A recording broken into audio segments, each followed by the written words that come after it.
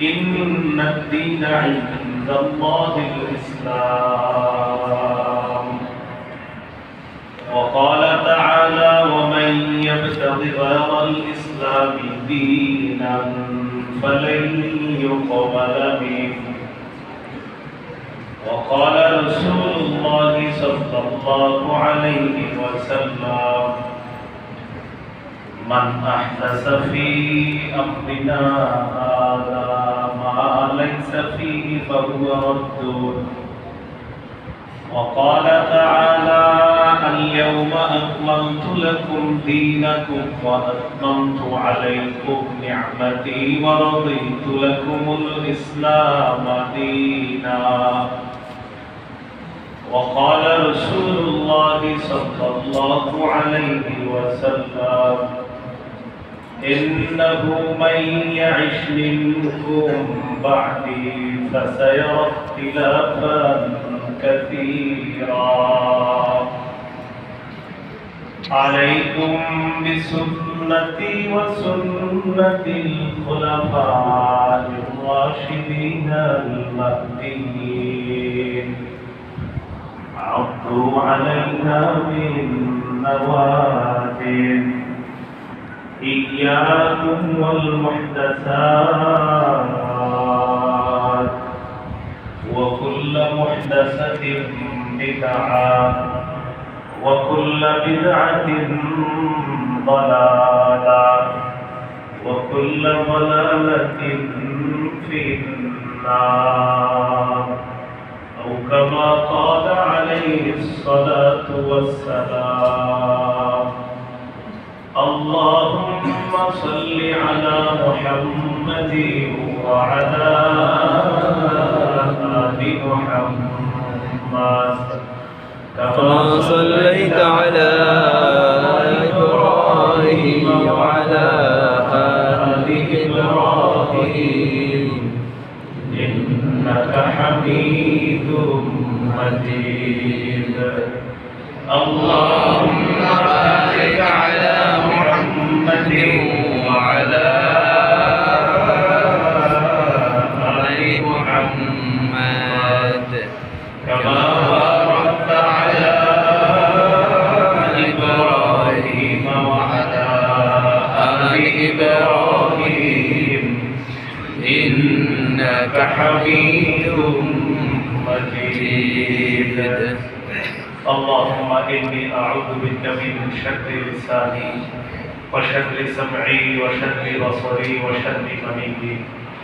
মাদ্রাসাতুল কলম আল Islamia খিলবাড়ি tag auto stand সংলগ্ন খানপাড় ভাড়া ঢাকার উদ্যোগে আয়োজিত তৃতীয় বার্ষিক তাফসীরুল কোরআন মাহফিলের প্রধান অতিথি আলহাজ শেখ সেলিম কাউন্সিলর 38 নং ওয়ার্ড ঢাকা উত্তর সিটি কর্পোরেশন।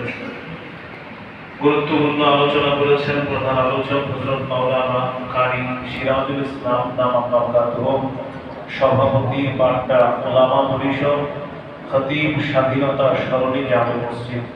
প্রধান বক্তা মুফতি আবু আব্দুল্লাহ মোহাম্মদ জুবায়ের হোসেন খতিব হাজী আব্বাস আলী জামে মসজিদ ঢাকা। গুরুত্বপূর্ণ আলোচনা করেছেন মাওলানা মুফতি মাহমুদ বিন হাবিব মাওলানা আজিজুল হক সরকার। আজকে মাহফিলের সভাপতি জনাব আলহাজ আখতার হোসেন সভাপতি অত্র মাদ্রাসা।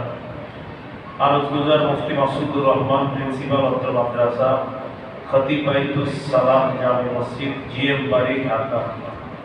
উপস্থিত হযরত উলামায়ে কেরাম, মুসলমান ভাইরা, আল্লাহ তাআলার দরবারে শুকরিয়া আদায় করছি আল্লাহ আমাদেরকে মাদ্রাসাতুল কলমের এই মাহফিলে উপস্থিত হওয়ার তৌফিক দান করেছেন বলে আলহামদুলিল্লাহ।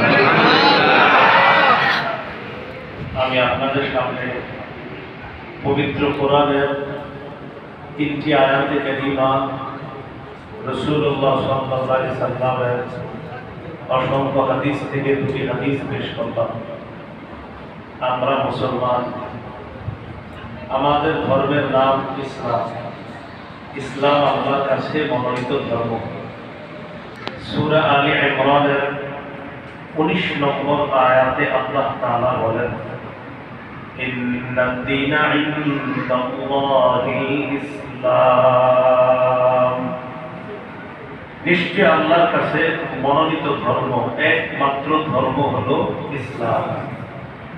অন্য আয়াতে আল্লাহ বলেন, وَمَن يَبْتَغِ غَيْرَ الْإِسْلَامِ دِينًا, কেউ যদি ইসলাম ছাড়া অন্য কোনো কিছুকে দিন হিসাবে কামনা করে, فَلَن يُقْبَلَ مِنْهُ, ইসলাম ছাড়া অন্য কোন দিন তার থেকে গ্রহণ করা হবে না।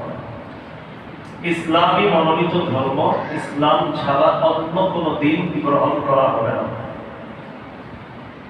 এই দিন যে এটা পূর্ণাঙ্গ, এই ব্যাপারে আল্লাহ তাআলা সূরা মাইদার 3 নম্বর আয়াতে বলেন, আল-ইয়াউমা আকমালতু লাকুম দীনাকুম, আজ আমি তোমাদের জন্য তোমাদের দ্বীনকে পূর্ণাঙ্গ করে দিলাম।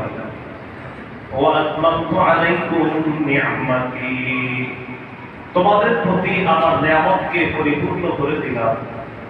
ওয়া রাদিতু লাকুমুল ইসলাম দীনা, ইসলামকে তোমাদের জন্য দ্বীন হিসাবে মনোনীত করলাম। সুবহান। তাহলে আমাদের জন্য আল্লাহ কোন ধর্মটাকে দ্বীন হিসাবে মনোনীত করেছেন? ইসলাম। ইসলাম, এটাকে আল্লাহ মনোনীত করেছেন। এই ইসলাম ধর্ম পালন করার জন্য একটা কিতাব দিয়েছে আল্লাহ, কোরআন। এটার মধ্যে সবকিছুর ব্যাখ্যা আল্লাহ দিয়ে দিয়েছে। আল্লাহ তাআলা বলেন, ওয়ানাজ্জালনা আলাইকাল কিতাবা তিবয়ানান লিকুল্লি শাই, সব জিনিসের ব্যাখ্যা বিশ্লেষণ দিয়ে আমি আপনাকে একটা কিতাব দিলাম, আল কোরআন। সব জিনিসের ব্যাখ্যা বিশ্লেষণ দিয়ে একটা কিতাব দিলাম, আল কোরআন। প্রশ্ন জাগে, তাহলে হাদিস মানতে হবে কেন? আল্লাহ তো কোরআন দিয়ে দিয়েছে সবকিছুর ব্যাখ্যা, হাদিস কেন মানতে হবে? এর উত্তর হলো, যে কোরআন আল্লাহ নবীকে দিয়েছেন সবকিছুর ব্যাখ্যা হিসাবে, ওই কোরআনই আল্লাহ বলছে হাদিস মানতে হবে। অতএব কোরআন মানা, সবগুলা আয়াত মানতে হবে। সবগুলা আয়াত যদি মানেন তাহলে হাদিস মানতে হবে। হাদিস যে মানতে হবে, এটা কোরআনের কোন আয়াতে আছে? সূরা হাশরের 7 নম্বর আয়াতে আল্লাহ তাআলা বলেন, মা আতাকুমুর রাসূলু ফাখুযুহু, মুহাম্মদ সাল্লাল্লাহু আলাইহি সাল্লাম তোমাদেরকে যা দেন তা গ্রহণ করো।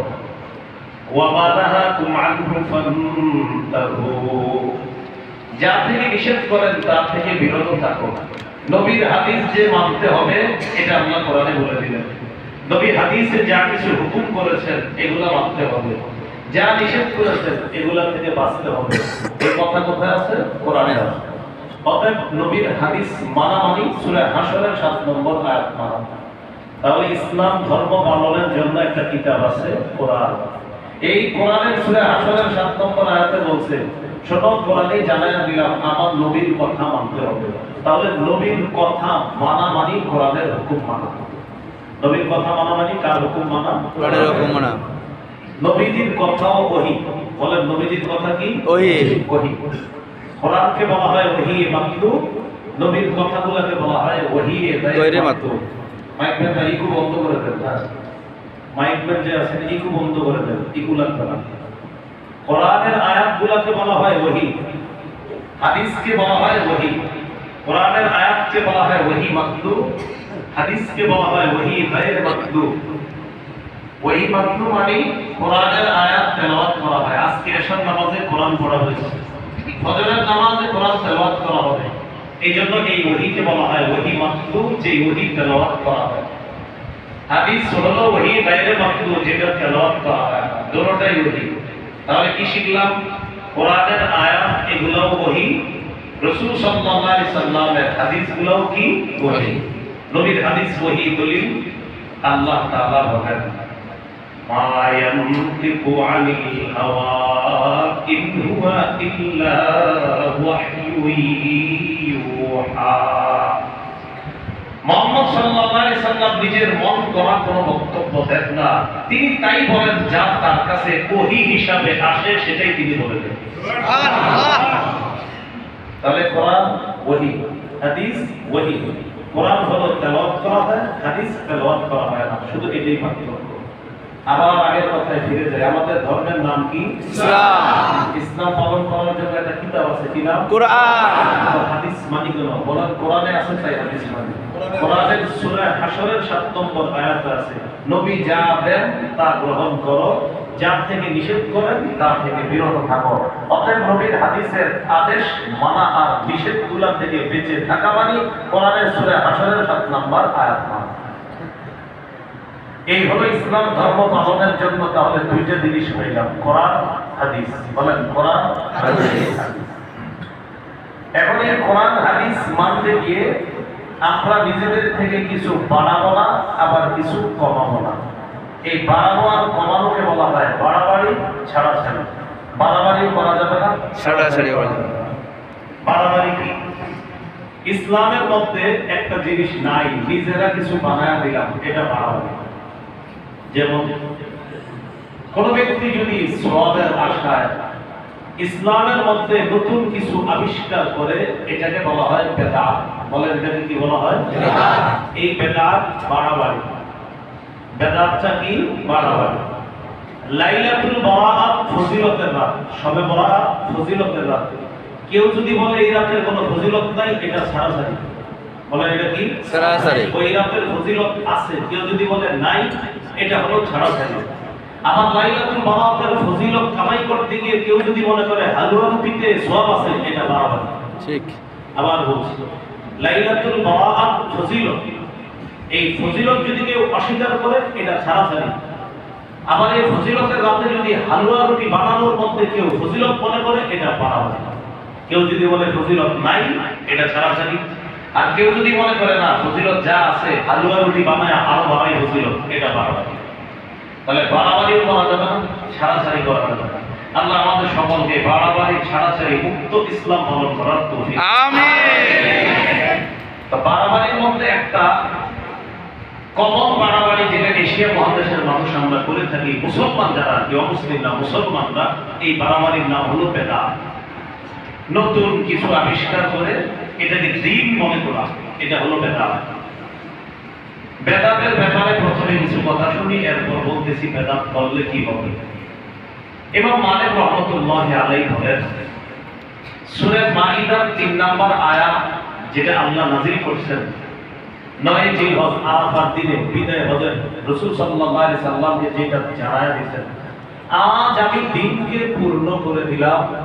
এই দ্বীন পূর্ণাঙ্গ করার পরেও যদি ইমাম মালিক বলেন, মানিত্তাদা ফিল ইসলামি বিদআতান ইয়ারাহা হাসানা, কেউ যদি ইসলামের মধ্যে নতুন কোনো বেদাত আবিষ্কার করে, এটাকে সে যদি উত্তম মনে করে, একটা বেদাত কাজ করছে, করার পরে ভাবতেছে এটা একটা ফজিলতের কাজ করছে, ফাকাদ জামা আন্না মুহাম্মাদান খানা রিসালা, ওই ব্যক্তি কেমন যেন বলতে চায় মুহাম্মদ সাল্লাল্লাহু আলাইহি সাল্লাম তার দায়িত্ব পালনে ত্রুটি করছে।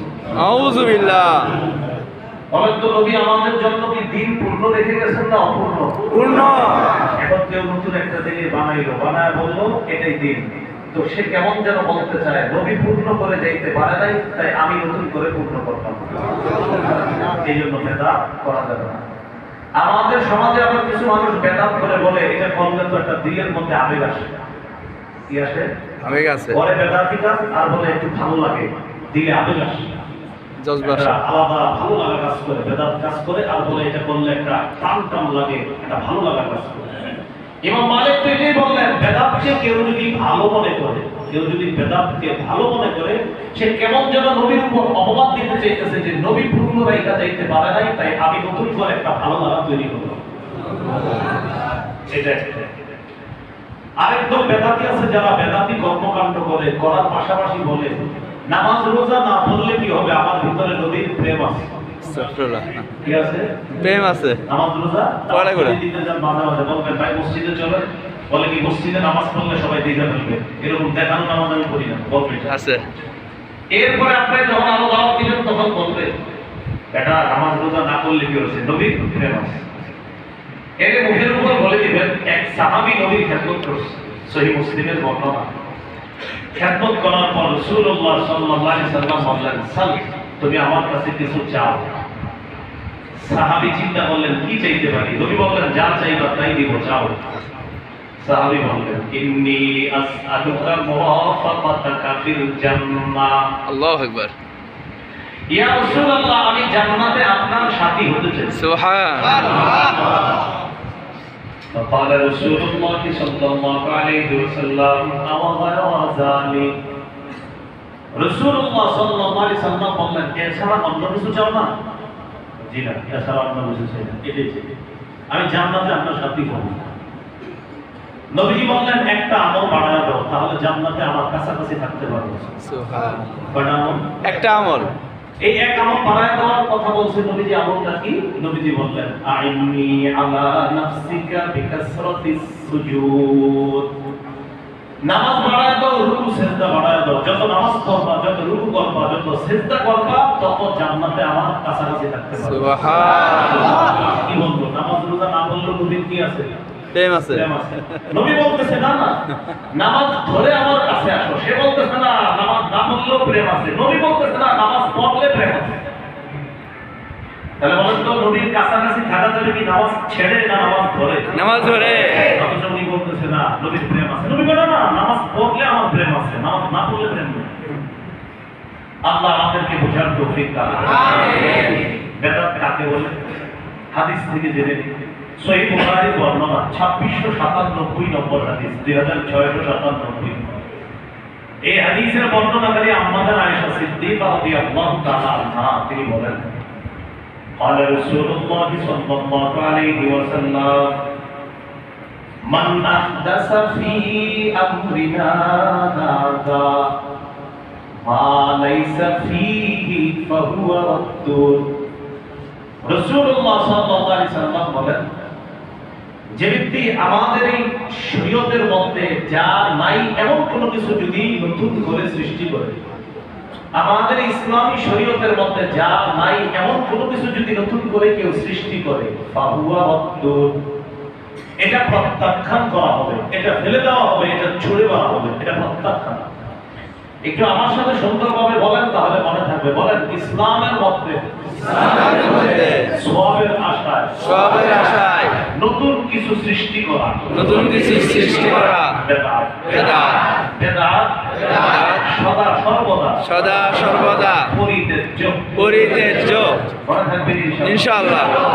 এখন আমার সাথে বলেন, আমরা আমাদের আশেপাশে মসজিদে খতিব সাহেবদের কাছ থেকে মাদ্রাসা আলেমদের কাছ থেকে বেদাতের পরিচয় ভালোভাবে জানবো। তারপর হুজুরের চাকরিটা রদ করে দিব। ঠিক ঠিক জি। হুজুর যেই জুমা বেদাতের আলোচনা করে বিকালে করে আসরে আইসা জি হাজির বার্তাইছি। ঠিক মানসিকতা এটা রাখবেন যে না, দেখেন আমার মানসিকতা আমি বলি, আমি তো চাই এই সবার সাথে যেন আল্লাহ জান্নাতে রাখে। আমিন। তো ইমাম সাহেব আপনারা জান্নাতের কথা বলে গেল, খতিব সাহেব জান্নাতের আলোচনা করে বললো, ভাই বেদাত করেন না, এটা বললে জাহান্নামে যেতে হবে। আপনি আসরের আগে ওনার একটা চিঠি দিলেন, হুজুর যা হওয়া হয়েছে আসরের মসজিদে এসে। কেন? আমার আব্বা, আমার দাদা, পরদাদারা তারা গত 70 বছর ধরে যেই কাজ করতেছে, আপনি হঠাৎ আজকে জীবন নামাজ এই কাজের বিরোধিতা করলেন, এটা তো মানতে পারি না। আপনি আসর থেকে আর আসেন। অথচ আমার আপনার মানসিকতা এমন হওয়া উচিত ছিল, অতীতে কেউ যদি ভুল করে থাকে সেটাও ভুল, আমি ভুল করে থাকলেও ভুল, ভুল যে করবে ভুল ভুল এটা ভুলই থাকবে, এটা যেই করুক থাকবে ভুল। কি ভুল? এটা ভুল তো ভুল। তাহলে আমরা এই মানসিকতা রাখবো, খতিব সাহেব জুমার নামাজে যে বলে দিবে এটা বেদাত, এটা বেদাত, ওই বেদাতি কাজগুলো আমরা ছেড়ে দিব। কেন? বলেন, জান্নাতে যাওয়ার আশায়, ইনশাআল্লাহ। তবে ইসলামের মধ্যে ইবাদতের নামে সওয়াবের আশায় নতুন কিছু সৃষ্টি করা বেদাত। তো বেদাতের লম্বা ফিরিস্তিগুলো আমরা স্থানীয় আলেমদের কাছ থেকে শিখে নিব। বলেন ইনশাআল্লাহ। এবার আমরা জানবো বেদাত বিভিন্ন ধরনের হয় আমাদের দেশে, বিশেষ করে মুহররম মাস, রজব মাস, রবিউল আউয়াল মাস, এই 3 মাসে বেদাতের রমরমা ব্যবসা হয়। ঠিক। মুহররম, রজব আর রবিউল আউয়াল। মুহররম, রবিউল আউয়াল আর রজব শাবানও হয়। বেদাতের একটা রমরমা ব্যবসা। এই 3টি মাসে কেন্দ্র করে এশিয়া মহাদেশে কবর কেন্দ্রিক বেদান্ত বাড়ে। মুহররম মাসে বেদান্ত বাড়ে হলো একজনের কবর হলো আপনার ইরাকে। কোথায়? ইরাক। তো এই কবর তো আর বাংলাদেশে নেই। না। তখন একটা প্রতীকী কবর বানায় এটারে কলা, রুটি, হালুয়া, মিষ্টি, টাকা পয়সা দেওয়া। এটা হলো একটা।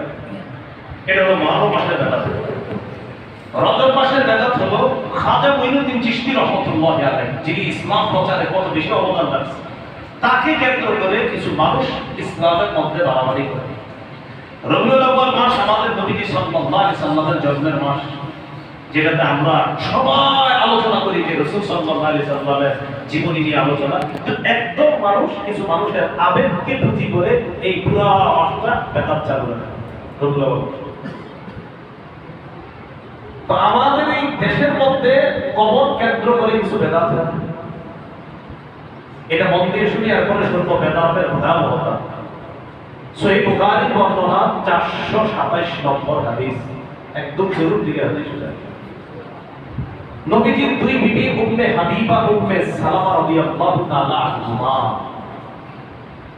তারা দুইজন হাবশায় একটা গির্জা দেখলো। গির্জা, এই গির্জার ভিতরে কিছু মূর্তি। গির্জা ইবাদতখানার ভিতরে মূর্তি। হাদিসের বর্ণনাকারী আম্মা আয়েশা সিদ্দিকা রাদিয়াল্লাহু তাআলা আনহা তিনি বলেন, আন্না উম্মা হাবিবাতা ওয়া উম্মা সালামাতা যাকারাতা কানিসাতান রাআইনাহা বিল হাবাশা। উম্মে হাবিবা উম্মে সালামা হাবশায় একটা গির্জা দেখলো। ফিহা তাসাবির, এই গির্জার মধ্যে অনেকগুলা মূর্তি দেখা যায়। ফাযাকারাতা লিন-নবী সাল্লাল্লাহু আলাইহি ওয়াসাল্লাম, আম্মা জান উম্মে হাবিবা উম্মে সালামা ব্যাপারটা নবীজিকে জানাইলেন, ইয়া রাসূলুল্লাহ, হাবশায় একটা গির্জা দেখলাম, গির্জার মধ্যে আবার মূর্তি দেখলাম, সেখানে আবার মানুষ ইবাদত করে, ব্যাপারটা তো বুঝলাম না। নবী সাল্লাল্লাহু আলাইহি সাল্লাম বললেন, ইন্না উলাইকা ইযা কানা ফীহিমুর রাজুলুস সালিহু ফামাতা বানাউ আলা কবরিহি মসজিদা। ওই জামানার কিছু মানুষ ছিল এমন, তারা তাদের মাঝে কোনো ভালো মানুষ মারা গেলে তার কবরের উপর তারা একটা মসজিদ নির্মাণ করে। কবর দেয় নিচে আল্লাহর ওলিরে, উপরে একটা মসজিদ বানায়, সিজদার জায়গা বানায়। ওয়াসাব্বারু ফীহি তিলকা সুরা, মসজিদের ভিতর আল্লাহর ওলিদের ছবিগুলা তারা রাখা দেয়, আল্লাহর ওলিদের মূর্তি রাখা দেয়। কি হলো? নিচে আল্লাহর ওলিদের কবর, উপরে হলো মসজিদ বা গির্জা বা ইবাদতখানা বা সিজদার জায়গা, আর ভিতরে হলো ওই নিচে যে আল্লাহর ওলিদের কবর, তাদের মূর্তি ভিতরে বসানো। নবীজি সাল্লাল্লাহু আলাইহি সাল্লাম বলেন, উলাইকা শিরারুল খালকি ইনদাল্লাহি ইয়াউমাল কিয়ামাহ, কিয়ামতের ময়দানে তারা হবে সবচেয়ে নিকৃষ্ট জাতি। বলি নাউযুবিল্লাহ। কি শিখলাম? কবরকে যারা সিজদার স্থান বানায়, কবরকে যারা মসজিদ বানায়, কবর কেন্দ্র করে যারা সিজদার স্থান বানায়, কিয়ামতের ময়দানে তারা হবে সবচেয়ে নিকৃষ্ট জাতি। মুসনাদ আহমদের একটা হাদিস, আব্দুল্লাহ ইবনে মাসউদ রাদিয়াল্লাহু তাআলা আনহু বর্ণনা, তিনি বলেন, সামিআতু আন-নবিয়্য সাল্লাল্লাহু আলাইহি ওয়াসাল্লাম ইয়াকুল, ইন্না মিন শাররিন নাস মান তুদরিকুহুমুস সাআতু ওয়া হুম আহইয়া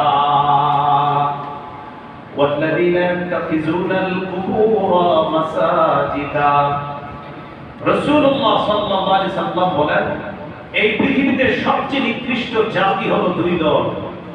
এক নাম্বার, যারা জীবিত থাকা অবস্থায় কিয়ামত আসবে তারা সবচেয়ে নিকৃষ্ট।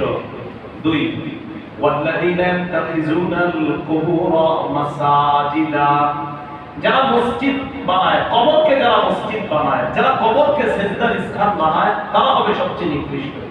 এক নাম্বার, যারা জীবিত থাকতে কিয়ামত হবে তারা সবচেয়ে নিকৃষ্ট, আর যারা কবরকে মসজিদ বানায়, সিজদার স্থান বানায়, তারা হবে সবচেয়ে নিকৃষ্ট।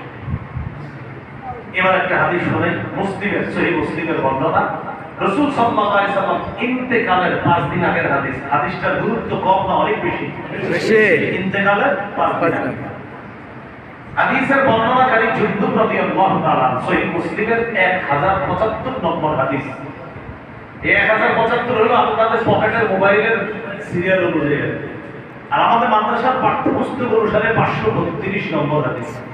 আপনার মোবাইলে যে উস্তাদকে ফলো করেন ওটা কিন্তু ইন্টারন্যাশনাল ভাবে ফলো করা হয় না, ওয়ার্ল্ডে কিন্তু এই নাম্বার ফলো করা হয় না, মনে রাখবেন। এরপরে আমি ফাও বলে দিলাম যাতে চিপা চুপাই দিয়ে মিলে 1075 হলো আপনাদের মোবাইল অনুযায়ী, যদিও এটা ওয়ার্ল্ডে ফলো করা হয় না, মোবাইলের নাম্বারটা। আর মাদ্রাসার পাঠ্যপুস্তক অনুসারে 532, এটা সারা ওয়ার্ল্ডে ফলো করা হয়। আমি পুরো ওয়ার্ল্ডের বিভিন্ন লাইব্রেরি আপনার গুগল করে দেখেছি, এইটা পুরো ওয়ার্ল্ডে ফলো করা হয়। এমন কথা হলো এই হাদিসটা রাসূল সাল্লাল্লাহু আলাইহি সাল্লাম ইন্তেকালের 5 দিন আগে বলেছেন। জুনদুব রাদিয়াল্লাহু তাআলা আনহু বর্ণনা তিনি বলেন, سمعت النبي صلى الله عليه وسلم يقول قبل أن يموت بخمس। আমি রাসূলুল্লাহ সাল্লাল্লাহু আলাইহি সাল্লামকে ইন্তেকালের 5 দিন আগে বলতে শুনেছি। কি বলতে শুনেছি? বলতেছি নবীজি সাল্লাল্লাহু আলাইহি সাল্লাম বললেন, ইন্নী আদউ ইলাল্লাহ আইয়াকুনা লি মিনকুম খলিল। মানুষ তোমরা শোনো, তোমাদের মধ্যে আমার কোনো খলিল নাই, অন্তরঙ্গ কোনো বন্ধু হওয়া থেকে আমি আল্লাহর কাছে মুক্ত। মানুষের মধ্যে আমার কোনো খলিল নাই, অন্তরঙ্গ বন্ধু নাই। খলিল অর্থ হলো অন্তরঙ্গ বন্ধু। বলেন তো একজন বিখ্যাত নবীর নাম যাকে খলিলুল্লাহ বলা হয়? ইব্রাহিম আলাইহিস সালাম। আমাদের নবী বললেন, পৃথিবীর কোন মানুষ আমার খলিল না, আমার অন্তরঙ্গ বন্ধু না। কেন না? فإن الله تعالى قد اتخذني خليلا كما اتخذ إبراهيم خليلا। আল্লাহ তাআলা ইব্রাহিম নবীকে যেমন খলিল হিসাবে গ্রহণ করেছেন, তেমনি আমাকেও আল্লাহ তার খলিল হিসাবে গ্রহণ করেছেন। সুবহানাল্লাহ। তাহলে খলিল কয় নবী হলো? দুই নবী। ইব্রাহিম খলিলুল্লাহ, আর আমাদের নবী হলেন হাবিবুল্লাহ, খলিলুল্লাহ, রাসূলুল্লাহ। সুবহানাল্লাহ। আজকে থেকে আমরা মনে রাখবো, খলিল শুধু ইব্রাহিম নবী না, আমাদের নবীও খলিল, যেটা নবী ইন্তেকালের কয়দিন আগে জানা গেছে? 5 দিন আগে। এরপর নবীজি সাল্লাল্লাহু আলাইহি সাল্লাম বলেন, লাউ কুনতু মুত্তাখিদান মিন উম্মতি খলিলা লাত্তাখাযতু আবা বকরিন খলিলা। আমি আমার উম্মতের মধ্যে কাউকে যদি অন্তরঙ্গ বন্ধু হিসাবে গ্রহণ করতাম, খলিল হিসাবে গ্রহণ করতাম, তো আমার আবু বকরকে আমি খলিল বানাইতাম, তাকে অন্তরঙ্গ বন্ধু হিসাবে। সুবহানাল্লাহ। কিন্তু আমাদের নবীর কোনো খলিল নেই, কারণ নবী কার খলিল? আল্লাহর খলিল। এটা বলার পর নবীজি সাল্লাল্লাহু আলাইহি সাল্লাম বললেন, আলা ওয়া ইন্না মান কানা ক্বাবলাকুম ইত্তাখাযু কুবুর আনবিয়াইহিম ওয়া সালিহিহিম মাসাজিদা। শোনো তোমরা, তোমাদের পূর্ববর্তী জাতি তাদের নবী এবং তাদের ওলিদের কবরকে সিজদার স্থান বানিয়েছে। আলা ফালা তাত্তাখিযুল কুবুর মাসাজিদা। শোনো তোমরা কিন্তু কবরগুলোকে সিজদার স্থান বানাও না, তোমরা কবরগুলোকে মসজিদ বানাও না। অতীতের মানুষগুলা তারা তাদের নবী এবং ওলিদের কবরগুলা সিজদার স্থান বানিয়েছে। আমার উম্মত, তোমরা কিন্তু কবরকে সিজদার স্থান বানাও না। ইন্নী আনহাকুম আন যালিকা। আমি তোমাদেরকে নিষেধ করে যাচ্ছি, তোমরা কবরকে সিজদার স্থান বানাও না। কবর কেন্দ্রিক কোন ধরনের বাড়াবাড়ি থেকে আল্লাহ আমাদেরকে হেফাজত করুন। আমিন। আরেকটা বিষয় মনে রাখবেন, রাসূল সাল্লাল্লাহু আলাইহি সাল্লাম মাত্র যে হাদিসটা আপনাদেরকে শোনালাম, এটা ইন্তেকালের কয়দিন আগে বলছেন? 5 দিন। এখন একটা হাদিস শোনাবো যেটা নবী ইন্তেকালের দিন বলছেন। তাহলে আগেরটার যে গুরুত্ব এটা বেশি। জি। ইন্তেকালের দিন, শুধু ইন্তেকালের দিন না, নবী যখন প্রাণ বের হবে তখন বলছে। প্রাণ বের হবে, যে প্রাণটা বের হবে, ইন্তেকাল হবে, তখন বলছে। সহিহ বুখারীর 435 নম্বর হাদিস। লাম্মা নুজিলা বিরাসূলিল্লাহি সাল্লাল্লাহু আলাইহি ওয়াসাল্লাম, যখন নবীজির মুমূর্ষু অবস্থা, তখন নবীজি কি করলেন দেখেন, কানা ইয়াতরাহু খাবিসাতান আলা ওয়াজহিহি, চেহারা মোবারকে একটা কাপড় দিলেন। মনে থাকবে, নবীর যখন মুমূর্ষু অবস্থা, চেহারা মোবারক এইভাবে একটা কাপড় দিলেন। তো কাপড় দেওয়ার পর যখন নবীর প্রাণ বের হবে অবস্থা, তাহলে প্রাণ বের হওয়ার আগে মূর্ষ অবস্থা কঠিন, তখন একটা কাপড় দিয়ে রাখছে। এবার রাসূলের প্রাণটা বের হবে, নবীজি কি করলেন? কাপড়টা চেহারা মোবারক থেকে সরাইলেন, মানে এখন প্রাণ যাবে, কাপড় সরাইলেন। কাপড় সরানোর পর বললেন লানাতুল্লাহি আলাল ইয়াহুদি ওয়ান নাসারা, ইহুদিদের উপর আল্লাহর অভিশাপ, খ্রিস্টানদের উপর আল্লাহর অভিশাপ। ইত্তাখাযু কুবুর আমবিয়াইহিম মাসাজিদা, তারা তাদের নবীদের কবরগুলো সিজদার স্থান বানিয়েছে, তাই তাদের উপর অভিশাপ। ইউহাদ্দিরু মা সানাউ, উম্মতকে সতর্ক করে দিলেন, তারা যা করেছে এই ব্যাপারে আমাদেরকে সতর্ক করতেছে, ও উম্মত, আমি ইন্তেকালের পরে আবার আমার কবরকে কিন্তু সিজদার স্থান বানায় না। নবীদের কবরকে ইহুদিরা সিজদার স্থান বানাইছে, খ্রিস্টানরা সিজদার স্থান বানাইছে, আমি ইন্তেকালের পর আমার কবরটাকে কিন্তু সিজদার স্থান তোমরা বানাবা না। এটা নবীজি সতর্ক করে দিলেন। বলেন তো সতর্ক বার্তাটা কখন দিলেন? ইন্তেকালের আগ মুহূর্ত। এবার একটা বর্ণনা শুনি আমরা। কবর কেন্দ্র করে মেলা বসানো যাবে না, মেলা। রবিউল আউয়াল মাসে আমাদের বাংলাদেশে রবিউল আউয়ালকে কেন্দ্র করে বড় বড় মেলা হয়। কোন মেলার স্থায়িত্ব হয় 10 দিন, 12 দিন, 15 দিন, কোন মেলা পুরো মাস মেলা হয়। আবু দাউদের বর্ণনা 2042 নম্বর হাদিস। قال رسول الله صلى الله عليه وسلم لا تجعلوا بيوتكم قبورا। রাসূলুল্লাহ সাল্লাল্লাহু আলাইহি ওয়াসাল্লাম বলেন, তোমরা তোমাদের ঘরগুলোকে কবর বানাও। ঘর কবর হয় কিভাবে? যেই ঘরে কোরআন তেলাওয়াত হবে না, যেই ঘরে জিকির হবে না, যেই ঘরে তাসবিহ পাঠ করা হবে না, ওই ঘর কবরের মতো হয়ে যায়। ওয়ালা তাজআলু কবরি ঈদা, আর আমার কবরকে মেলার স্থান বানাবো না, উৎসবের স্থান বানাবো না। নবী বলে, আমাকে যদি মহব্বত করতে চাও, ওয়াসাল্লু আলাইয়া, আমার উপর বেশি বেশি দরুদ পাঠ করবা। ইন্না সালাতাকুম তাবলুগুনি হাইসু কুনতুম, তোমরা যেখান থেকে দরুদ পড়ো সাথে সাথে আমার কাছে পৌঁছে যাবে। সুবহানাল্লাহ। গুরুত্বপূর্ণ একটা বিষয় জানবো এখন, সেটা হলো কবর সামনে রেখে নামাজ পড়া যাবে না। অনেক মসজিদের মাঝখানে কবর, মাঝখানে এটা কমে আসছে আলহামদুলিল্লাহ, পরে কিছু জায়গায় এখনো আছে। মসজিদ একদম মাঝখানে কবর, কবরের সামনে 5টা কাতার, কবরের পিছনে 3, 4, 5টা কাতার। যদিও মুসলমানরা কবরে সিজদা দেওয়ার উদ্দেশ্যে সিজদা দেয় না, কিন্তু কবর সামনে রেখে নামাজ পড়তে নবী নিষেধ করেছেন। আবু দাউদের বর্ণনা 3229 নম্বর হাদিস। قال رسول الله صلى الله عليه وسلم لا تجلسوا على القبور, তোমরা কবরের উপর বসবা না, তোমরা কবরের উপর বসবা না। ওয়ালা তুসাল্লু ইলাইহা, কবর সামনে রেখে নামাজ পড়বা না, কবরের উপর বসবা না, কবর সামনে রেখে নামাজ পড়বা না। আল্লাহ আমাদেরকে কবর কেন্দ্রিক বাড়াবাড়ি থেকে হেফাজত করুন, আমিন।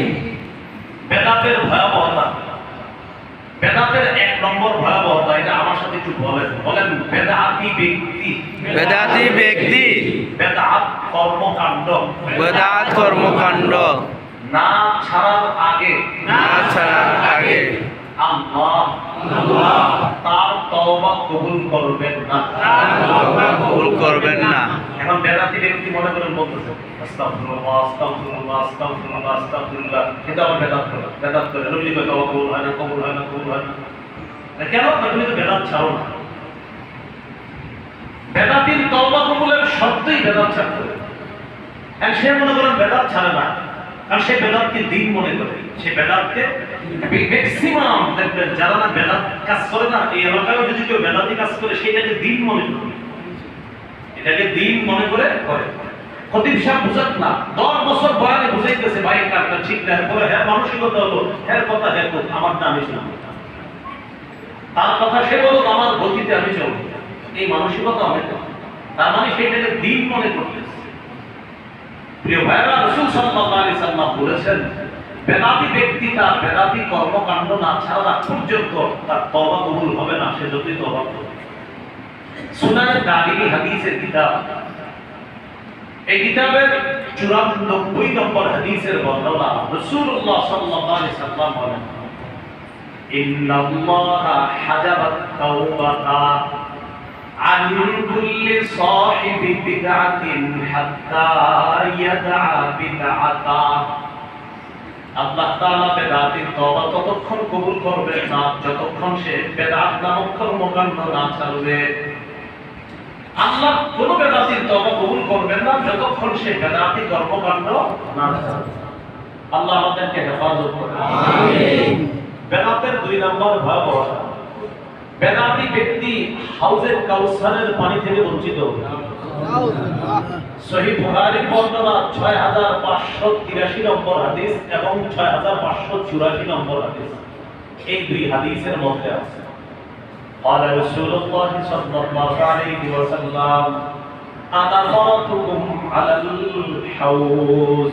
রাসূলুল্লাহ সাল্লাল্লাহু আলাইহি সাল্লাম বলেন, কিয়ামতের ময়দানে আমি আগে আগে হাউজে কাউসারের পাড়ে চলে যাব তোমাদেরকে পানি পান করানোর জন্য। সুবহানাল্লাহ। বলেন নবীজি বলেন, মান মাররা আলাইয়া শারিবা ওয়া মান শারিবা লাম ইয়াজমা আবাদা। আমার কাউসারের সামনে দিয়ে আমার উম্মতের যে অতিক্রম করবে সেই কাউসারের পানি পান করবে, আর যে কাউসারের পানি পান করবে সে আর কখনো পিপাসার্ত হবে না। সুবহানাল্লাহ। বিশেষ করে কিয়ামতের মাঠ, এই মাঠের ভয়াবহতায় সে পিপাসার্ত হবে না জান্নাতে যাওয়ার পর্যন্ত। এখন কথা হলো, হাউজে কাউসারের পানি পান করাবে নবীজি কোথায়? বলেন, কিয়ামতের মাঠে। কোথায়? কিয়ামতের মাঠে।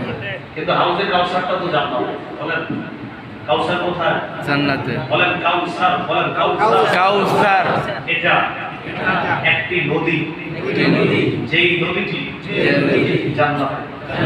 তো নবী তো পান করাবে কিয়ামতের মাঠে। কোথায়? কিয়ামতের মাঠে। কিন্তু এই নদী কোথায়? জান্নাতে। পান করাবে কিয়ামতের মাঠে কে? খুব সুন্দর একটা প্রশ্ন, মনে রাখবেন। কাউসার একটা নদী, এই নদীর অবস্থান হলো জান্নাতে। নবী তো কাউসার পান করাবে কিয়ামতের মাঠে। আর জান্নাত জাহান্নামের ফয়সালা তো হবে কখন? এই আপনার নিচে থাকবে জাহান্নাম, এই হলো কিয়ামতের ময়দান, এটা কিয়ামতের ময়দান, এটা জান্নাত। মাঝে একটা ব্রিজ থাকবে, ব্রিজের ওপারেই না জান্নাত, এই পাশে হলো কিয়ামতের ময়দান। আমরা জানলাম আজকে কাউসার জান্নাতের মধ্যে, নবী পানি পান করাবে কিয়ামতের মাঠে, তো মাঝখানে তো জান্নাত। এতটুকু বুঝাচ্ছি, একটু বুঝেন যে এটা হচ্ছে এই কাউসার হলো কোথায়? জান্নাতে। পান করাবে কোথায়? কিয়ামতের মাঠে। এই হলো প্রশ্ন। এটা আপনাদেরকে কেউ বলে দিতে পারে, তো আজকে জবাবটা নিয়ে নেন। এই প্রশ্নের জবাব মুসলিম শরীফে আছে, হাদিসের মধ্যে আছে।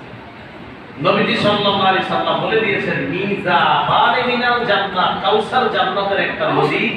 ওই নদী থেকে 2টা নালা আল্লাহ বের করে কিয়ামতের মাঠে একটা হাউজের সাথে কানেক্ট করে দিবে।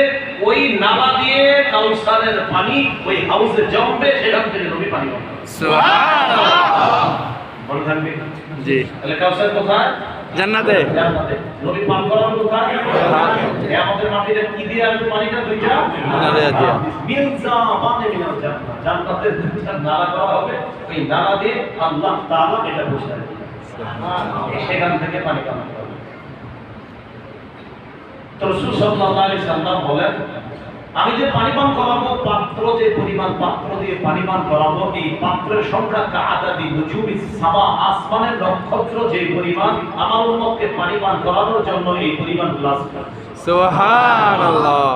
তবে বলেন সবাই, তবে তবে করে নবী বলেন, লা ইয়ারিজান্না আলাইয়া আকওয়াম আ'রিফুহুম ওয়া ইয়া'রিফুনানি।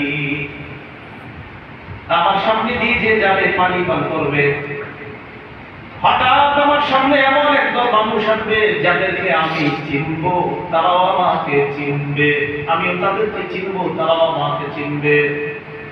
নিয়ম অনুযায়ী কাউসার পান করাবো।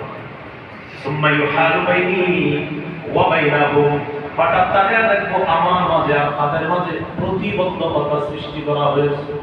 পর্দা দেওয়া। আমি আল্লাহ তাআলাকে বলবো, আল্লাহ ইন্নাহুম মিন্নি, এরা তো আমার উম্মত, আল্লাহ এরা তো আমার উম্মত। আল্লাহর পক্ষ থেকে জবাব দেওয়া হবে, ইন্নাকা লা তাদরি মা আহদাসু বা'দাক। হাবিব, আপনি জানেন না, আপনি দুনিয়া থেকে বিদায় নিয়ে চলে আসার পর তারা দ্বীনের মধ্যে নতুন নতুন কত কিছু সৃষ্টি করছে, এটা আপনি জানেন না। এরা নতুন নতুন অনেক বেদাত চালু করছে দ্বীনের মধ্যে, শবে বরাতের নামে, মেরাজের নামে। যে কাজগুলো করা উচিত ছিল এগুলো না করে তারা বাড়াবাড়ি করছে। কর্ম তারা ইবাদত, কিন্তু করছে বাড়াবাড়ি। তারা ফজিলতের রাতকে কি আল্লাহ ছেড়ে দিয়েছে। তো হাবিব, এরা নতুন নতুন জিনিস আবিষ্কার করেছিল। নবী সাল্লাল্লাহু আলাইহি সাল্লাম এটা শোনার পর, যেই নবী একটু আগে কাউসারের পানি পান করাইতে চাইছে, ওই নবী তখন বলল, সুহকান সুহকান লিমান গায়্যারা বা'দি। আমার পরে যারা বেদাত করেছে, আমার রেখে আসা পূর্ণাঙ্গ দ্বীনকে যারা পরিবর্তন করে দিয়েছে, দূর হও, দূর হও আমার সামনে থেকে, চেহারা দেখতেছে, দূর হও। যিনি কাউসার পান করাইতে চাইলেন, দয়ার নবী, মায়ার নবী, তিনি বলবেন, দূর হও, দূর হও, চেহারা দেখতেছে। প্রিয় এলাকাবাসী, আমি তো বয়ানে আজকে কিছুক্ষণ বলে গেলাম। এলাকার খতিব সাহেব, ইমাম সাহেবের কাছে পার্সোনালি আসবেন, একা একা বলবেন, হুজুর আমার কাজগুলো সঠিক কিনা আপনি একটু বলে দেন। পার্সোনালি এসে রুমে জিজ্ঞাসা করছেন। খতিব সাহেবের কাছে পার্সোনালি গিয়ে বলবেন, হুজুর আপনি তো এই এলাকায় 5 বছর আসছেন, আমার কর্মকাণ্ডে আপনার কাছে কি মনে হয় আমি সঠিক পথে আছি কিনা? ওলামায়ে কেরাম বারবার আপনাদেরকে বুঝায়, বোঝানোর পরেও হয়তো বুঝেন নাই। আমি আপনারা যেই কারণে বলতেছি কথাগুলো বিশ্বাস করেন, বেদাতের কারণে আপনার পরকাল হারাইতেছেন। খতিব সাহেব, ইমাম সাহেব, আলেমদের কাছে চুপে চুপে হইলেও যান, গিয়ে বলেন, হুজুর আমি তো এলাকার একটা প্রভাবশালী মানুষ, হয়তো প্রভাব প্রতিপত্তির কারণে আমি অনেক অপকর্ম করি, যেগুলো অনেকে দেখেও আমাকে বলে না। হুজুর বলেন তো আমার কাজগুলোর মধ্যে কোনো বেদাত আছে কিনা, শিরক আছে কিনা, আমার একটু বলেন। হুজুর আপনারা পার্সোনালি বলে দিন, আপনার নামও কারো কাছে বলবে না, আল্লাহর রাস্তে ছেড়ে দেন, বেদাত ছেড়ে দেন, শিরক ছেড়ে দেন, আল্লাহ বুঝার তৌফিক দান। আমিন। বেদাতের 3 নম্বর ভয়াবহ। বলেন আমার সাথে, যে বেদাত করে, যে ব্যক্তি কোন বেদাতিকে আশ্রয় দেয়, আবার যে নিজে বেদাত করে অথবা কোন বেদাতিকে আশ্রয় দেয়। একটা হলো নিজে বেদাত করে, আর একটা হলো কোন বেদাতিকে আশ্রয় দেয়।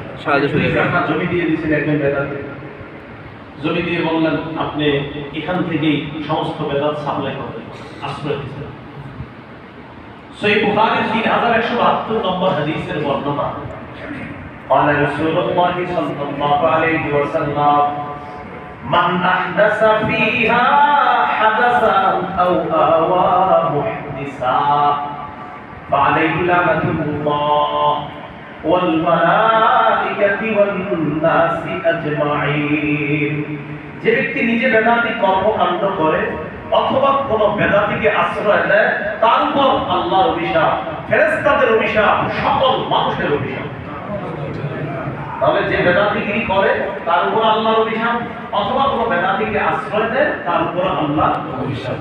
আল্লাহ আমাদেরকে বুঝার তৌফিক দান করুন। আমিন। বেদাতের 4 নম্বর ভয়াবহতা। বলেন কোন এলাকায় একটি বেদাত প্রতিষ্ঠিত হয়ে গেলে ওই এলাকা থেকে আল্লাহ একটা সুন্নত উঠে আনেন। কিয়ামতের আগে এই সুন্নত ওই জাতিকে আর আল্লাহ ফিরিয়ে দেন না। কোন এলাকায় একটা বেদাত প্রতিষ্ঠিত হয়ে গেলে ওই এলাকা থেকে আল্লাহ একটা সুন্নত উঠায় নিবে, এই সুন্নত কিয়ামতের আগে আল্লাহ ফিরিয়ে দিবে। কঠিন কথা।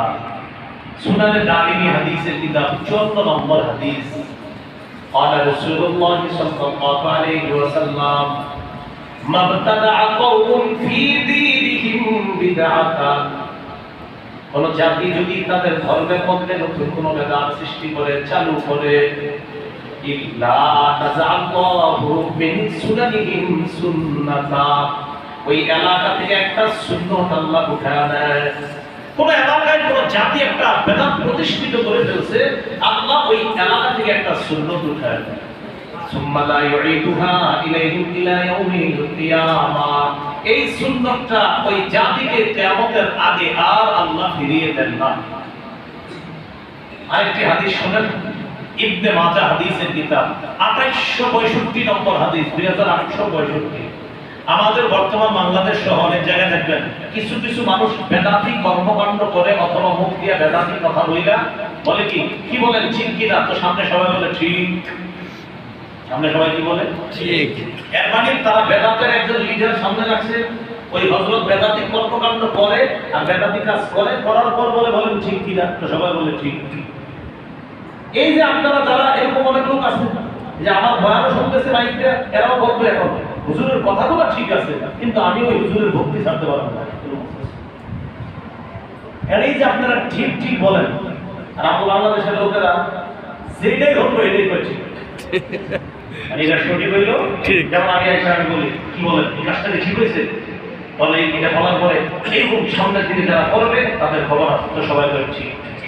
এর জন্য আমি বললাম ভাই কাজটা তো ঠিক হয় নাই, হ্যাঁ ঠিক, সবাই বলে ঠিক। এই জন্য ঠিক বলা জাতি আমরা যা হোক ঠিক। 2862 নম্বর হাদিস, সারা জীবন মনে রাখবেন, নবীজি সাল্লাল্লাহু আলাইহি সাল্লাম বলেন ইন্নাহু সায়ালি মিনকুম বা'দি রিজাল ইউকফিউনা সুন্নাতা ওয়া ইউহদিসুনা বিদআ ওয়া ইউআখিরুনা as-সালাতা আন মাওয়াকিতিহা। নবীজি বলেন আমার পর তোমাদের ধর্মীয় নেতা এমন মানুষরা হবে, তোমাদের ধর্মীয় নেতা লাখ লাখ মানুষ তোমরা তোমাদের সামনে একজনকে বসায়া দিবে তোমাদের ধর্মীয় বিষয়ে বলার জন্য। ওই ব্যক্তির তিনটা বৈশিষ্ট্য থাকবে। এক নাম্বার ইউফিউনা সুন্নাহ, যারা নেতা বানাইলা সে সুন্নতকে মিটায়া দেয়। কি মিটায়া দেয়? সুন্নাত মিটায়া দেয়। দুই, ওয়া ইউহদিসুনা বিদআ, বিদআত সৃষ্টি করে। তিন, ওয়া ইউআখিরুনা as-সালাতা আন মাওয়াকিতিহা, নির্ধারিত সময় থেকে নামাজ পিছিয়ে দেয়, নামাজ সময় মতো পড়বে না। তো তাদের ভয়ঙ্কর তিনটা বৈশিষ্ট্যের এক নাম্বার সুন্নত পিছিয়ে দিবে, বেদাত প্রতিষ্ঠিত করবে। আর আপনাদেরকে বুঝাবে নবীর প্রেমে কোনো দলিল লাগে না। কি বলবে? নবীর প্রেমে কোনো কি লাগে না, দলিল লাগে। বা কিভাবে বলবে? ওহাবিরা কয় এটা সেটা, ওহাবি মানে আমরা কি, এরকম বলবে। ওইলা বলবে, তিনি বলার পরে বলবে কি বলেন আপনারা, এই প্রেমে কি কোনো দলিল লাগে? তখন সামনে সারা বলে না, এরা বলে ঠিক। নবীজি বলেন আমার পরে তোমাদের ধর্মীয় নেতা এমন ব্যক্তি হবে যে সুন্নাত মিটায়া দিবে, বেদাত সৃষ্টি করবে, আর তাকে সবাই প্রমোট করবে। আব্দুল্লাহ ইবনে মাসউদ রাদিয়াল্লাহু তাআলা আনহু বলেন কাইফা বি ইন আদরাকতুহু, হুজুর এই জাতীয় বেদাতি যদি পাই কি করব?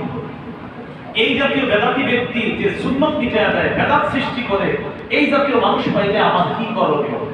নবী শিখিয়ে দিয়েছেন লাইসা তাআতুন লিমান আসাল্লাহ, যে আল্লাহ নাফরমানি করে তার কথা মানা যাবে না। যে বেদাত করে সে আল্লাহ নাফরমান, আর আল্লাহ নাফরমানের কোনো আনুগত্য করা যাবে না, তাকে সম্মান করার প্রশ্নই আসে না। মান ওয়াক্কারা সাহিবা বিদআ, কেউ যদি কোনো বেদাতিকে সম্মান করে দিল থেকে, ফাকাদ আনা আলা আদাবিল ইসলাম, সে ইসলাম ধ্বংস করার চেষ্টা করছে। কি ধ্বংস করা? বেদাতি যত চমৎকার হোক, বেদাতি বেদাতি, এটা মাথায় রাখতে হবে। বেদাতের 5 নাম্বার ক্ষতি, বেদাতি ব্যক্তির শেষ পরিণতি জাহান্নাম। বলেন নাউজুবিল্লাহ। আবু দাউদের বর্ণনা 4607, 4608 দুটোটা হাদিসে বেদাত সম্পর্ক। قال رسول الله صلى الله عليه وسلم إنه من يعش منكم بعدي فسيرى اختلافا كثيرا, আমার পরে যারা দুনিয়াতে থাকবা প্রচুর মতভেদ দেখতে পাইবা, প্রচুর মতভেদ। যেমন আপনারা ফেসবুকে লেখেন এই হুজুর কয় এটা, আরে হুজুর কয় এটা, লেখেন দিয়ে এরকম ঠাট্টা মারবো। এর মানে মতভেদ যে হয় আপনারাও জানেন। যেমন একটা মতভেদের কথা বলি, জুমার নামাজ একটা না দুইটা, এটাতে মতভেদ আছে। হ্যাঁ, একদল কয় দুইটা, আরেকদল কয় কয়টা। তো নবীজি বলেন আমি দুনিয়া থেকে বিদায় নেওয়ার পর তোমাদের মাঝে মানুষ তোমরা বিভিন্ন মতভেদ দেখতে পাবা। তাহলে আমরা একটা মতভেদের কথা ধরলাম, এখন কি জুমার আজান কয়টা? যেমন আমরা বলি দুইটা, বলে আমরা বলি কয়টা? দুইটা। আরেক দল বলে একটা। এখন কথা হলো মতভেদ হয়ে গেল কিনা? একদল বলে একটা, আমরা বলি কয়টা? দুইটা। তাহলে এটা একটা মতভেদ। এই মতভেদ নিরসন হলো কিভাবে? একটু বুঝছেন নি? জুমার আজান একটা, কেউ বলে দুইটা, এটা হলো মতভেদ। এখন এই মতভেদ নিরসন করবো কিভাবে? নবী এই হাদিসে শিখিয়ে দিয়েছেন, যখন তোমরা মতভেদ দেখতে পাবা তখন তোমরা দুইটা জিনিস আঁকড়ে ধরবা। বলেন কয়টা? এক নম্বর আলাইকুম বিসুন্নতি, এক নম্বর আমার সুন্নাত আঁকড়ে ধরবা। দুই নম্বর সুন্নাতিল খুলাফায়ে রাশিদিন আল মাহদিয়িন আব্দু আলাইহা বিন নওয়াজিজ। এক নম্বর আমার সুন্নাত আঁকড়ে ধরবা, দুই নম্বর আমার হেদায়েত প্রাপ্ত খোলাফায়ে রাশিদার সুন্নাত আঁকড়ে ধরবা। হেদায়েত প্রাপ্ত খোলাফায়ে রাশিদা সাহাবী বড় বড় চারজন। এক নম্বর আবু বকর, দুই নম্বর ওমর, তিন নম্বর উসমান, চার নম্বর আলী রাদিয়াল্লাহু আনহু আজমাইন। এখন আপনারা বলেন তো মতভেদ নিরসনে কয় জিনিস ধরতে হবে? দুই জিনিস। আবার বলেন কয় জিনিস? দুই জিনিস। বলেন নবীর সুন্নাত, নবীর সুন্নাত, সাহাবীদের সুন্নাত, সাহাবীদের সুন্নাত। বলেন নবীর সুন্নাত ধরার নাম নবীর সুন্নাত ধরার নাম আহলুস সুন্নাহ, আহলুস সুন্নাহ। সাহাবীদের সুন্নাত ধরলে সাহাবীদের সুন্নাত ওয়াল জামাআত, ওয়াল জামাআত। পুরাটাকে একত্রে বলা হয়। বলেন আহলুস সুন্নাহ, আহলুস সুন্নাহ ওয়াল জামাআত, ওয়াল জামাআত। যে আহলুস সুন্নাহ ওয়াল জামাআত, নবীর সুন্নাত সাহাবীদের সুন্নাত আঁকড়ে ধরলে, নবীর সুন্নাত ধরলে আহলুস সুন্নাহ, সাহাবীদেরটা ধরলে ওয়াল জামাআত। আর নবীজিও বলেছেন মা আনা আলাইহি ওয়া আসহাবি, যে আমার আদর্শ এবং আমার সাহাবীদের আদর্শের উপর থাকবে, তাই হবে ওই যে নাজাতপ্রাপ্ত একদল, সেই দল হবে তারা। সুবহানাল্লাহ। তাহলে বলেন তো আহলুস সুন্নাহ নাকি আহলুস সুন্নাহ ওয়াল জামাআত? আহলুস সুন্নাহ ওয়াল জামাআত। আলেম আলেম ওলামা হচ্ছে না, অন্তরা বলেন আহলুস সুন্নাহ দ্বারা কার সুন্নাত উদ্দেশ্য? নবীর। ওয়াল জামাআত দ্বারা কার উদ্দেশ্য? সাহাবীদের। এই তো মাশাআল্লাহ বুঝে বলছেন, এটাই বলে আহলুস সুন্নাহ ওয়াল জামাআত। এবার নবীজি বললেন মতভেদ নিরসনের দুই মূলনীতি। আমার সুন্নাত মালিক দাঁত দিয়ে আঁকড়ে ধরবা, এটা হলো সুন্নাত, আর আমার সাহাবীদের সুন্নাত আঁকড়ে ধরবা। তো এবার আমরা একটা মতভেদ দেখছেন জুমার আজান, তো কেউ বলে দুইটা, কেউ বলে একটা। এবার আমরা নিরসন খুঁজবো এই দুই জায়গায়, নবীর সুন্নতে আর সাহাবীদের সুন্নতে। বলেন আমার সাথে, নবীর সুন্নতে, নবীর সুন্নতে জুমার আজান পাই, জুমার আজান পাই একটি, একটি। সাহাবীদের সুন্নতে, সাহাবীদের সুন্নতে জুমার আজান পাই, জুমার আজান পাই আরেকটি, আরেকটি। দুইটি মিলে হলো দুইটি, দুইটি মিলে হলো দুইটি। একটা নবীর সুন্নাত আর একটা সাহাবীদের। এবার আমার সাথে বলেন, এক আজান, এক আজান নবীজির সুন্নাত, নবীজির সুন্নাত। আরেকটি আজান, আরেকটি আজান খোলাফায়ে রাশিদা, খোলাফায়ে রাশিদা। তৃতীয় সাহাবী, তৃতীয় সাহাবী হযরত উসমান গনির সুন্নাত, উসমান গনির সুন্নাত। নবীর সুন্নাত মানা মানে নবীর কথা মানা, নবীর কথা মানা। সাহাবীদের সুন্নাত মানা মানেও সাহাবীদের সুন্নাত মানাও নবীর কথা মানা, নবীর কথা মানা। কারণ নবীজি কি বলছে? আমার সুন্নাত ধরবা, সাহাবীদেরটা ধরবা। তো নবীরটা ধরা মানেও নবীর কথা মানা, সাহাবীদেরটা ধরা মানেও নবীর কথা মানা। বুঝা ঠিক না? বলে আরে বুঝা বলছেন না, না বুঝা? নবীজি কি বলছে? আমারটাও ধরো, সাহাবীদেরটাও ধরো। তাহলে নবীর কথা মানা মানেও নবীর কথা মানা, সাহাবীদেরটা মানা মানেও নবীর কথা মানা। ওই যে আমার আগের কথায় যাই, আমাদের ধর্মের নাম ইসলাম, ইসলাম পালনের কিতাবের নাম কোরআন। কোরআনের পাশাপাশি মানি কি আমরা? হাদিস। কোরআনের কোন সূরা আছে হাদিসে মানতে হবে? সূরা আশ-শামস। এবার আসেন, হাদিসের মধ্যে নবীর কথা মানি। আজান, জুমার আজান দুইটা, এক আজান নবীর সুন্নতে পাই, আরেক আজান সাহাবীদের সুন্নতে পাই। হুজুর নবীর সুন্নাত আর সাহাবীদের সুন্নাত মানা লাগবে, এই কথা কোথায় আছে? ইবনে মাজাহ 41 নম্বর হাদিসে আছে, 42 নম্বর হাদিসে আছে, আর আবু দাউদের 4067 নম্বর, 4068 নম্বর, নাসাইর বর্ণনার মধ্যে আছে। রাসূল সাল্লাল্লাহু আলাইহি সাল্লামের সুন্নাত ধরতে হবে, সাহাবীদের সুন্নাত। নবীর সুন্নাত ধরলে হয় আহলুস সুন্নাহ, সাহাবীদেরটা ধরলে হয় ওয়াল জামাআত। টোটাল মিলে হবে আহলুস সুন্নাহ ওয়াল জামাআত। সাহাবীরা বলছে হুজুর কোন দল নাজাত প্রাপ্ত? নবী বলছেন মা আনা আলাইহি, যে আমার সুন্নাহের উপর থাকবে, ওয়া আসহাবি, আর আমার সাহাবীদের সুন্নাহের উপর থাকবে, তারা নাজাত পাবে। সুবহানাল্লাহ। এটা বুঝে সুবহানাল্লাহ বলেন। জি, আল্লাহ বুঝার তৌফিক দান। আমিন। তো নবীজি বললেন আমার পরে প্রচুর মতভেদ দেখবা, তখন কি করবা? আমার সুন্নত, সাহাবীদের সুন্নত আগে করবা। এরপর নবী বলেন ইয়াকুম ওয়াল মুহদাসাত, তোমরা ইসলামের মধ্যে নতুন নতুন আবিষ্কার করা থেকে বাঁচো। ফাইন্না কুল্লা মুহদাসাতিন বিদআ, প্রত্যেক নতুন আবিষ্কার বিদআত। ওয়া কুল্লা বিদআতিন দালালা, প্রত্যেক বিদআত হলো পথভ্রষ্টতা। ওয়া কুল্লা দালালাতিন ফিন্নার, প্রত্যেক পথভ্রষ্টতার ঠিকানা হলো জাহান্নাম। আল্লাহ আমাদের সকলকে বেদাতি কর্মকাণ্ডের মাধ্যমে জাহান্নামী হওয়া থেকে হেফাজত করুন। আমিন। বেদাত থেকে বাঁচার উপায় বলেন, এক নম্বর উপায় নবীজির সুন্নতের আনুগত্য করা। দুই নম্বর উপায় নবীজির মরে যাওয়া সুন্নতকে জিন্দা করা। তাহলে কয় উপায়? দুই উপায়। এক নম্বর নবীজির সুন্নতের আনুগত্য করা। দুই, যেই সুন্নতগুলো আমাদের মাঝে হারিয়ে গেছে এগুলো আবার জিন্দা করা। সহিহ বুখারীর ৭২৮০ নম্বর হাদিসে আছে قال رسول الله صلى الله عليه وسلم كل امتي يدخلون الجنه الا من ابى। রাসূলুল্লাহ সাল্লাল্লাহু আলাইহি সাল্লাম বলেন আমার উম্মতের সবাই জান্নাতে যাবে, সুবহানাল্লাহ, ইল্লা মান আবা, শুধু তারা ছাড়া যারা অস্বীকার করে। সাহাবীরা প্রশ্ন করলেন ভাই আবা ইয়া রাসূলুল্লাহ, হুজুর অস্বীকার কারা করে? নবীজি বললেন মান আতাআনি দাখালাল জান্নাহ, যারা আমার আনুগত্য করে তথা আমার সুন্নাহের আনুগত্য করে তারা জান্নাতে প্রবেশ করবে। সুবহানাল্লাহ। ওয়া মান আসানি ফাকাদ আবা, আর যে আমার নাফরমানি করে সে অস্বীকার করে। তাহলে এক নাম্বার উপায় বেদাত দূর করা, নবীজির সুন্নতের আনুগত্য করা। এবার বলেন সুন্নতগুলো আলেমদের কাছ থেকে শিখে নিন। আলেমদের কাছ থেকে শিখে নিন। মসজিদে আপনারা ইমাম সাহেবের বসাইবেন, বলবেন হুজুর সুন্নত শিখান। হুজুর তো যা আপনি এসে বলেন আপনারা, তখনই না উনি বলবেন না আপনারা তো চান যে হুজুর আমরা করি আপনারটা আপনি করেন, তো উনি বলতে দিল। এই জন্য 1 মিনিটের মাদ্রাসা মসজিদে কাজ করতে হবে। 1 মিনিটের মাদ্রাসা, 1 মিনিটের মাদ্রাসা আসরের নামাজের পরে যাত্রাবাড়ি হযরতের যে 1 মিনিটের মাদ্রাসা বইটা আছে এটা এখানে থাকবে। হুজুর আসরের পরে প্রতিদিন একটা দুইটা সুন্নত পড়ে শোনাবে, আর আপনারা শুধু শুনবেন না, শুনবেনও, আমল করবেন। বলেন ইনশাআল্লাহ। ইনশাআল্লাহ। এই 1 মিনিটের মাদ্রাসাটা মসজিদে কায়েম করেন। 1 মিনিটের মাদ্রাসা মানে আপনার একটা সুন্নত পড়ে শোনাবে, 1 মিনিটও লাগবে না।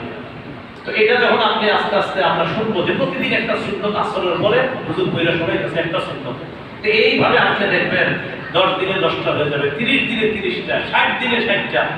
কত সুন্নত আমরা শিখবো ইনশাআল্লাহ। আর এগুলো বললে কি উপকার হয়?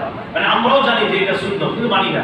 ওই হুজুর যখন বলবে প্রতিদিন তখন একটা আগ্রহ তৈরি হবে, এটা তো উচিত করা, এটা করলে এই সওয়াব, মেসওয়াক করলে এই সওয়াব। দেখেন মেসওয়াক করলে যে সুন্নত এটা কে না জানে? অথচ হাদিসে আসছে আমাদের আয়েশা সিদ্দিকা রাদিয়াল্লাহু তাআলা আনহা বলেন নবী ঘরে যাওয়ার সময় সর্বপ্রথম কাজ করেছেন যাওয়ার সময় মেসওয়াক করে যাইতেন। সারা দুনিয়া ঘুরে ঘুরে যখন আবার বাসায় আসতেন সর্বপ্রথম মেসওয়াক করতেন। যখন বাসা থেকে যেতেন মেসওয়াক করতেন। আবার মনে করেন বাহির থেকে ঘরে ঢুকছেন, ঢুইকা আপনার সর্বপ্রথম স্ত্রীর ঘরে গেছে এমন না, সর্বপ্রথম ঢুইকে মেসওয়াকটা নিছেন, মেসওয়াক করছেন, এরপর অন্য কাজ। তো দেখেন এই যে একটা সুন্নত কয়জনের আমল করি। মেসওয়াকের উপরে দেখবেন আমার লম্বা একটা আলোচনা আছে, শুধু মেসওয়াক, 1 ঘন্টার উপরে আলোচনা শুধু মেসওয়াক। এই মেসওয়াক কি জিনিস? নবী বলেন জিবরিল আমারে এত বেশি মেসওয়াক করতে বলছে আমি টেনশনে পড়ে গেছি, না জানি আমার দাঁত ভাঙা হয়ে গেল। এত বেশি করছে, আপনি মেসওয়াক করেন, আপনি মেসওয়াক করেন, আরো করেন, আরো করেন। নবী বলেন আমি তো টেনশনে পড়ে গেছি, না জানি আমার দাঁত ভেঙে ফেলতে। এত বেশি বলছে মেসওয়াক করতে। অথচ আমরা আজকে যদি বলি 5 ওয়াক্ত নামাজে আগে কয়জন পড়ছেন হাত তোলা দরকার নাই, ম্যাক্সিমাম হয়তো হাত তুলবেন। অথচ রাসূল সাল্লাল্লাহু আলাইহি ওয়াসাল্লাম বলেন আমার উম্মতের জন্য কষ্টকর না হইলে মেসওয়াক করা আমি ফরজ করে দিতাম। আল্লাহ। তো এই জন্য দেখেন সুন্নতগুলো আমরা জানি, তো এই জন্য বলছি যে প্রতিদিন যদি একটু বললে এটা একটা ইয়া হবে, মুযাকারা, দুই পক্ষের একটা আলোচনা হবে।